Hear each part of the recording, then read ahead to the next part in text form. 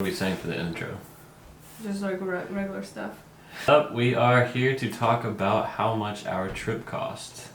I feel this is very important information and everybody is wondering how much is this all going to cost you. So we decided to break down every single dollar we spent. So we won't go into too much detail, but we'll basically give you our 5 biggest expenses, and we'll also give you tips on how you could decrease those. The total amount for our traveling was a little bit over $12,000. It does not include the car and conversion. So this was purely just like spending like a food and like gas and everything else beside our car. But for context, this trip, it lasted 107 days. We left on August 2nd and finished it on November 16th. We traveled a total of 13,000 miles, which is a little over 20,000 kilometers. And we estimate we drove for about 240 hours total. And also I feel we should add, we started in North Carolina, we drove up to New York and then crossed the states to Washington State.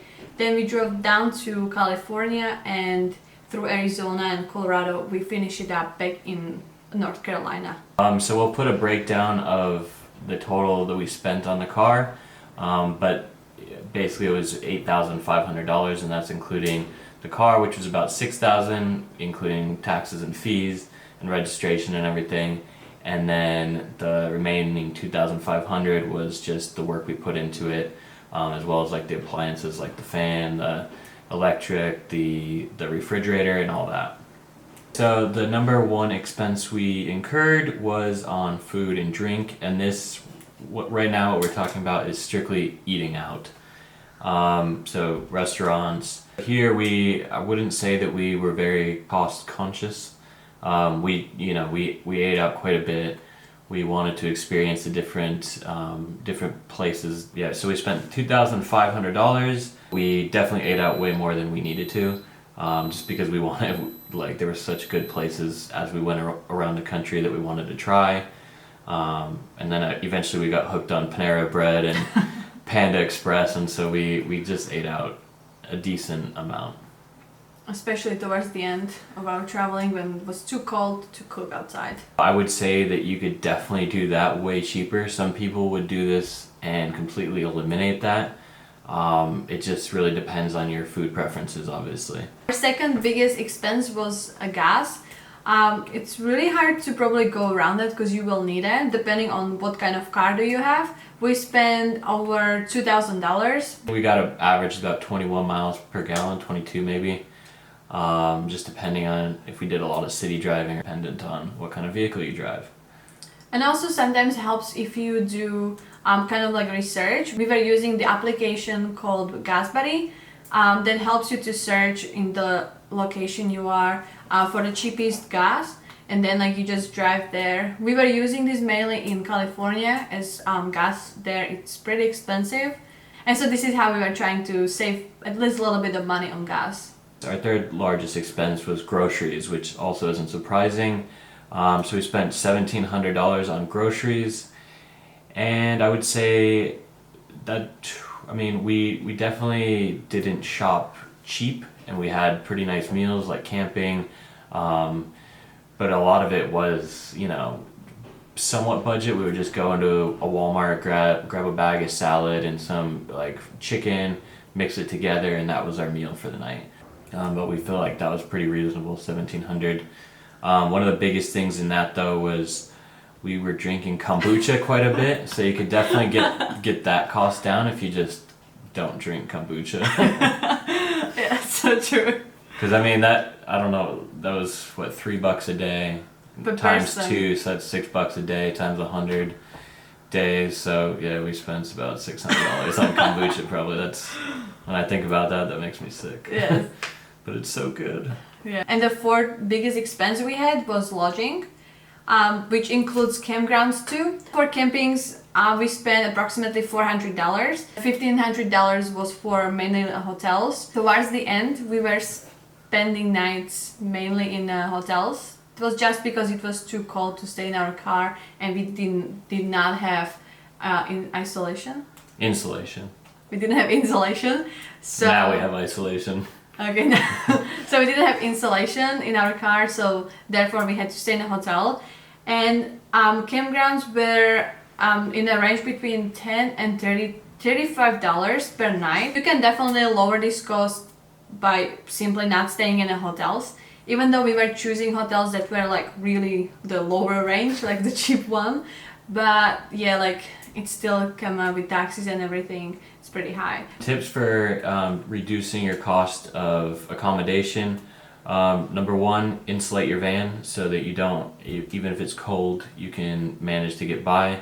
There were plenty of nights where it was below freezing, and you know, I mean, we tried it one night and it was just, we were just too cold. Even with, you know, we had plenty of blankets, coats, jackets, it just was not fun.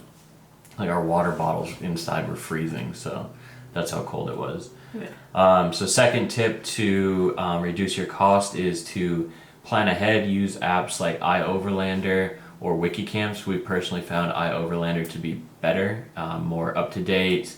You can see people posting. So we stayed at Walmart 15 times, just like little random like spots on the street that people mention on iOverlander 3 times, with friends and family 28 times, and then campgrounds 32 times. Third tip is if you do need to stay in a hotel, you know, obviously research the best price, use booking.com. You can try to negotiate when you walk into a hotel. We didn't have much luck with it besides one time. Most of the time they would just say, yeah, just book it on booking.com. The fourth tip for saving money on accommodation is if you do want to do a lot of camping, which we highly recommend. Camping was definitely our favorite way, much better than staying at Walmart. No offense to Walmart, we love you. You gave us a house many nights. But yeah, I would recommend, if you want to, go up to people in campsites and ask if they're willing to share their campsite. You might be uncomfortable with this. We had people do it to us. We asked other people if they would like to join us. In some scenarios, it was because campgrounds were full, so that was really the only option. In other cases, it was, you know, just about either just meeting people or just to save a little bit of money if the campsite was a bit more expensive. Most campsites will allow up to 6 people, so if you notice there's only 2 people at a campsite and you're only 1 or 2 people, yeah, I mean, I would definitely recommend that. I think it's a cool way to meet new people and also save some money. Our fifth and last biggest expense was alcohol. This is probably the easiest way how to save money if you don't wanna, if you don't wanna drink. We kind of enjoyed to try different kind of I tried beers, I tried wine around the country. So I feel like that was really fun, or like when we had like few drinks when we were cooking and like having fire in the evening. We definitely enjoyed it, but that's a cost that you can definitely significantly reduce if you want to. As we said, like we just wanted to enjoy this traveling as much as we could. We spent for alcohol $1,200. So a few other costs, I won't go into too much detail, but you know, we did spend money on doing like touristy things. Well, we went on a tour in the slot canyons in Antelope Canyon in northern Arizona. We had to spend some money on maintenance on our car, insurance on the car, entertainment, like we still went to the movies and stuff occasionally. Right, it was right, when it was raining. Our Planet Fitness membership. That was for showers mainly. Yeah. The National Parks Pass, random little souvenirs. The list of everything will be down in the description. In total, we traveled for 107 days and spent a little over $12,000, which works out to $114 per day, and that's for both of us, everything included, and well, except the cost of the van. And our budget, we wanted to keep it under 100. Obviously, we went over. It's not the end of the world to us. We had a blast, and we wouldn't change it. So, you know, like $114 over budget per day is not the end of the world. I think personally, we could have got it down to about $60 a day if we really wanted to go, bare minimum. So that's our cost breakdown. Thank you all for watching. If you have any questions or comments or anything, please leave them down below and we'll try to respond to them. In the meantime, stay safe out there. If you have a trip coming up this summer, I hope you get to do it. It's amazing. We had a really great time, so I 100% recommend to travel as much as you can while you can. Yeah. So thank you very much for watching this video. I really hope you like that, and we'll try to make more. Peace out.